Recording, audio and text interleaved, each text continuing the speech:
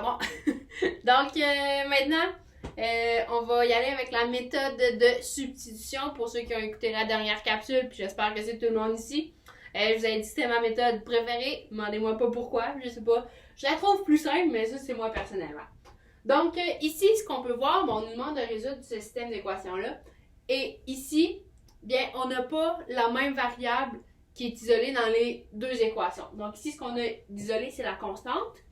Mais ici, on a une variable d'isolée. Donc, qu'est-ce qu'on peut faire pour transformer notre système d'équations en une seule équation avec une seule inconnue? Donc, si je regarde ici, ben, mon y, il est isolé et il est exprimé en fonction de x. OK? Donc, je sais que y va être égal à 3x moins 10. Mais ce que je peux faire, c'est de prendre la première équation. Puis ici, j'ai un y. Mais je peux remplacer y par 3x moins 10 parce qu'on me dit que y est égal à ça. Donc, je peux faire le changement. OK? Donc, ce que je vais faire, je vais faire 4x plus 2 fois, d'habitude j'ai 2 fois y, mais y, c'est aussi égal à 3x moins 10. D'accord? Donc, je vais prendre mes craies de couleur. Donc, ça ici, qu'est-ce que j'encadre en mauve? Bien ça, c'est y, seulement exprimé en fonction de x comme le système d'équation nous donne. Donc ça, c'est égal à 75. Donc à ce moment-là, je vais venir faire ma multiplication. Donc je vais faire, j'ai 4x plus 6x.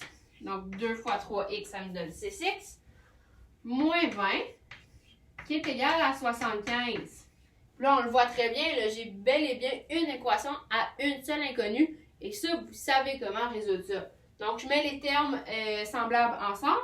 J'ai 10x. Et mon moins 20, je vais faire plus 20 d'un côté, plus 20 de l'autre. Donc, 10x est égal à 95. Ici, je divise par 10 des deux côtés. J'obtiens que x est égal à 9,5. Donc, c'est la première partie de ma solution. X est égal à 9,5. Rappelez-vous, quand on résout un système d'équations, il faut trouver un couple, une coordonnée. Donc, c'est le x, mais c'est aussi le y. Donc, ici, comment je fais pour venir chercher le y? Bien, c'est simple.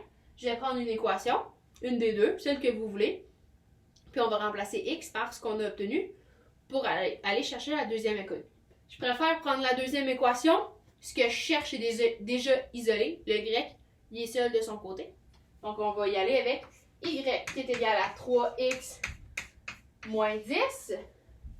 J'obtiens, je change x par 9,5 moins 10. Ce qui me donne 18,5. Si on veut se vérifier, on peut faire la même exercice. Ce qu'on pourrait, notre méthode de vérification que je vous donne, OK? Je l'écris ici. Vérification. OK? Donc, ce qu'on va faire, on va prendre le x et le y qu'on a trouvé. On va le mettre dans cette équation-là. Puis on va voir si c'est bel et bien égal. Donc, j'ai 4 fois 9,5 plus 2 fois 18,5 qui est égal à 75. OK? Donc, on y va, on fait des maths rapides. OK? Ici, le truc, 4 fois 10 me donne 40. Mais là, ici, j'ai compté 4 fois de plus une demi. Donc, je fais moins 2. OK? Donc, j'obtiens 38. OK? J'espère que vous m'avez suivi. OK? J'ai fait 4 fois 10. Mais j'ai fait fois 4. J'ai fait 4 fois 0,5 de trop. Fait qu'il faut que je l'enlève après. Donc, ici, 2 fois.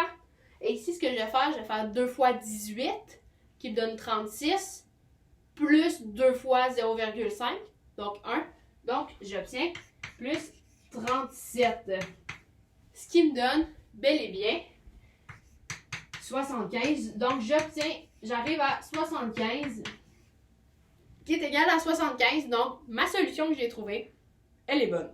Donc, ça, c'est la méthode de substitution. Pourquoi substitution? Parce que je substitue Y par ça ici. Donc, quand est-ce que vous utilisez cette méthode-là? Vous pouvez l'utiliser quand vous avez une seule variable qui est isolée dans une seule équation. Okay? Donc, ici, mon Y, il était seul. C'est à ce moment-là que je peux utiliser la méthode de substitution. Dernière méthode, la méthode de réduction. Soyez prêts, et pas mal de fun.